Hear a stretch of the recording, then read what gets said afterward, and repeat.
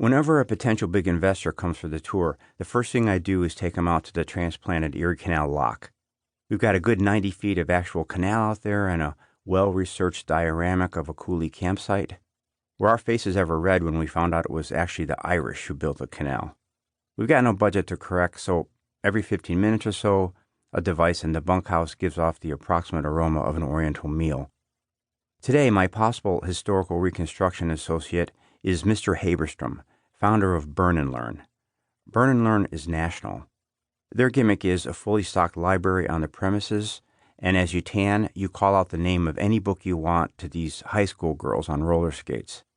As we walk up the trail, he's wearing a sweatsuit and smoking a cigar, and I tell him I admire his acumen. I tell him some men are dreamers and others are doers. He asks, which am I? And I say, let's face it, I'm basically the guy who leads the dreamers up the trail to view the canal segment. He likes that. He says I have a good head on my shoulders.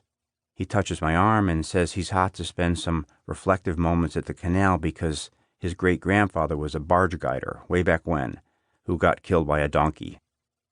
When we reach the clearing, he gets all emotional and bolts off through the gambling plaster Chinese.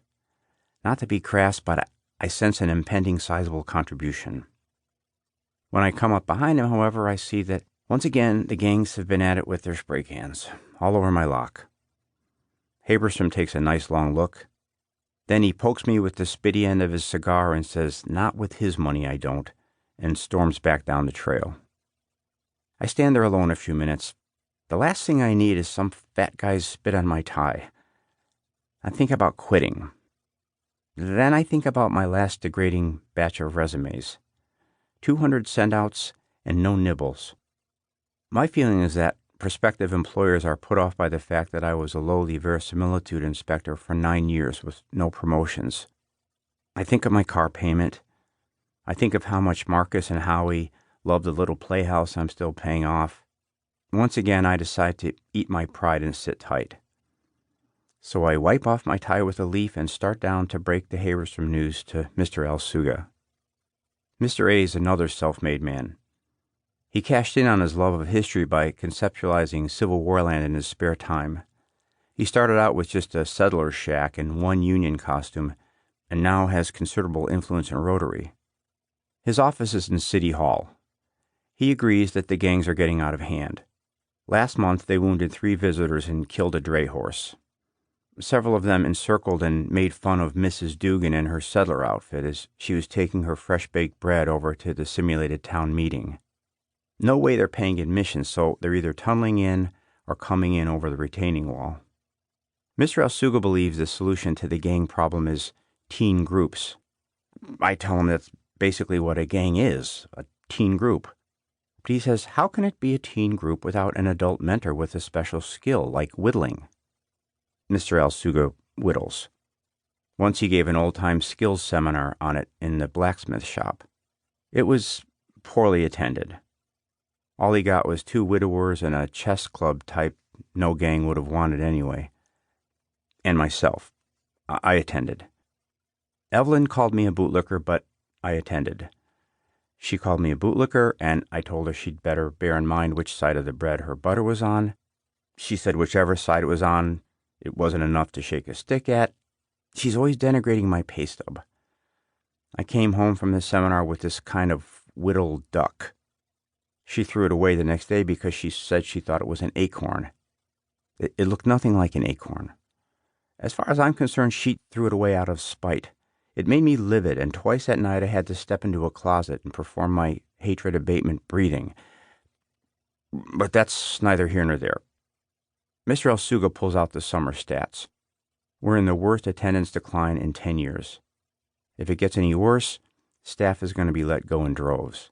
He gives me a meaningful look. I know full well I'm not one of his key players.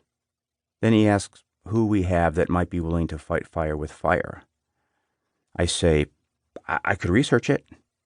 He says, why don't you research it? So I go research it.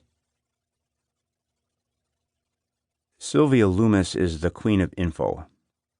It's in her personality.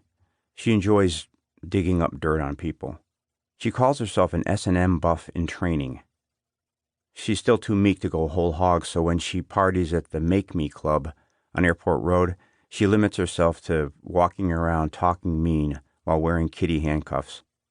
But she's good at what she does, which is security.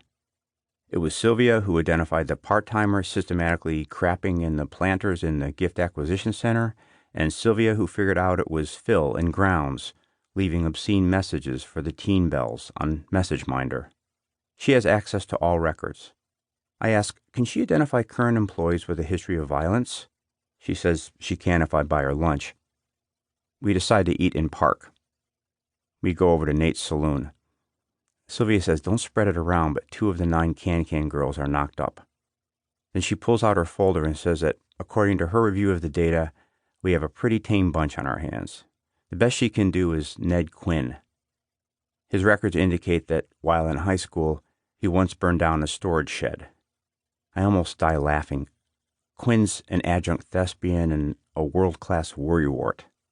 I can't count the times I've come upon him in costuming, dwelling on the gory details of his dread disease rider. He's a failed actor who won't stop trying. He says this is the only job he could find that would allow him to continue to develop his craft. Because he's ugly as sin, he specializes in roles that require masks, such as Humpty Dumpty during Mother Goose Days.